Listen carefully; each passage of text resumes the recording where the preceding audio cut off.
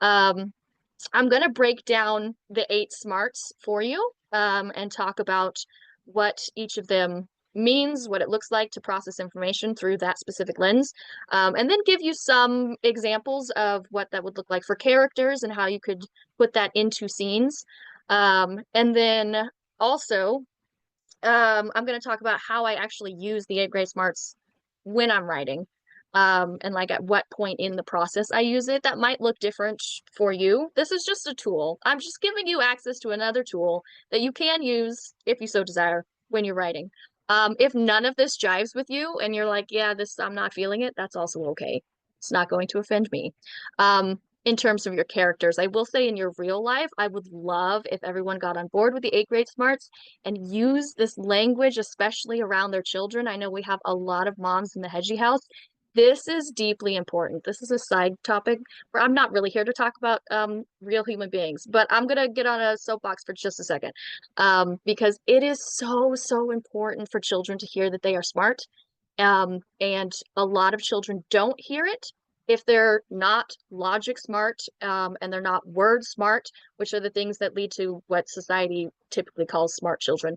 They're good at math, they're good at science, that kind of thing. If they don't have those smarts, they don't hear that they're smart growing up, and that deeply affects how they feel about themselves. And it's so depressing. Anyway, but once you know that you can use the word smart with lots of other things, like children who are good at music, children who are good at dancing, if they hear not just you're good at dancing, but you are music smart, you are body smart, it completely changes their little, self-awareness and their like the value that they feel. Anyway, it's so important, you guys. Anyway, I'm gonna get off my soapbox, but this is how I came to know about the 8 great smarts, because Dr. Kathy Cook travels around the country and internationally, talking at schools, talking to different conferences, to tell children that they are smart, and then to tell adults they need to tell children that they are smart. And she made, at least in the room that I was in, when I went and heard her talk, she made every adult in the room cry, by telling us that we're smart, because a lot of us didn't really hear that growing up. So I'm really, really passionate about the 8 great smarts in terms of real people. But also we can use it for our characters, which is a lot of fun. And that's actually what we're going to be working on tonight, is talking about our characters. But I just needed to like throw in the real people there because that's more important to me. Anyway, all right, let's do it. Let's talk about things. So, oh, I already told you this. So essentially, human beings have 8 different ways that they process data. The fancy words that the original doctors used when coming up with the theory of the 8 intelligences were musical rhythmic, visual spatial, verbal linguistic, logical mathematical, bodily kinesthetic, interpersonal, intrapersonal, and naturalistic. Those are very fancy words and I like them, but the simple terms that we're using tonight are music smart, body smart, picture smart, word smart, logic smart, people smart, self smart, and nature smart. Boom. Okay. So keep in mind you do have access to all 8 of these. Your characters will have access to all 8 of these. So if you decide that your characters are super word smart or super body smart or something, and then you have scenes where they're using other smarts, that's okay. Because we all use all 8 smarts in our daily life. When you go for a walk outside in nature, you're using your body, so your body smart muscles in your brain are active. If you're, looking at the trees, admiring what's around you, you'll be using your nature smart, using your picture smarts. So it's not unusual for your characters to use multiple, not just the ones that they're like super strong with. But you can use the smarts that they do have as strengths to help them when they are processing big things, when there's bigger emotions, if there's grief, if there's anger, if there's really tense scenes. You can use the 2, 3, 4 strengths that they're actually naturally the way that they process data, to highlight how they process what they're going through in their stories, as well as having them, do normal human things.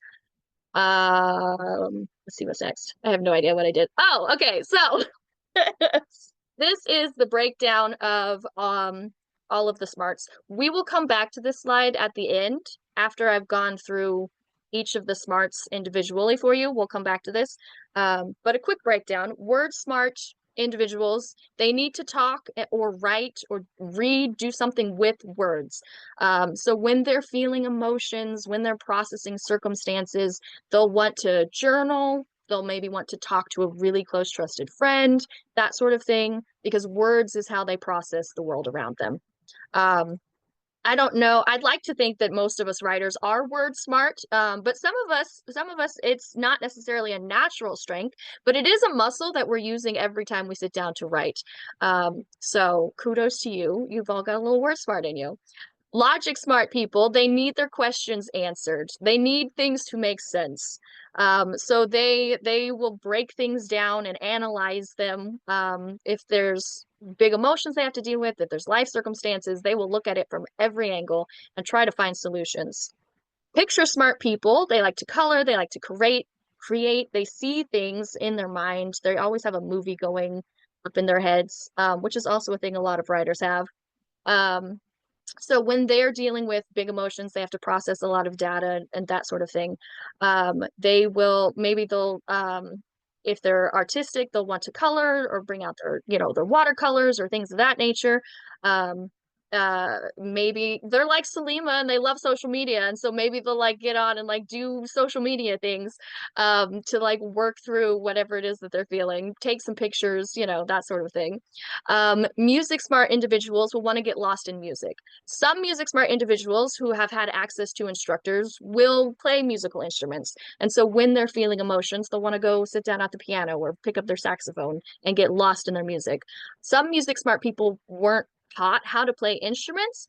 And so instead they just get lost in other people's music. They'll, turn up their favorite jams or they'll whether it's got words in it or if it's instrumental, that sort of thing, doesn't matter. But they'll get lost in sounds and that's how they'll process their emotions and deal with things. Body smart, they need to be physically active. And so when they're feeling emotions, maybe they'll go for a run. Or they'll go boxing or do something to get their body moving because that is how they need to process their emotions. Nature smart people want to be outside. They need to be in nature. They need to see the trees, hear the birds singing, see the waterfalls, that sort of thing. That's what calms them down and helps them to process and really think through what they're feeling. Um, smart people need to talk and be with people. So when they're feeling big emotions, they're going to want to talk it out with people. They'll want to be well, this is body smart and people smart both. They'll want to be close to people. They'll want to, hugs and cuddling and that sort of thing, because they need their people when they're feeling lots of feelings. Some smart people, on the other hand, would like to be alone. Don't talk to them when they're feeling feelings. They need to be alone. They need to process on their own. Maybe that's journaling. Maybe it's just meditating and thinking deeply. But they just want to be left to their own devices to think through what they need to think through, and they don't really need the input of other people on their thoughts and their feelings.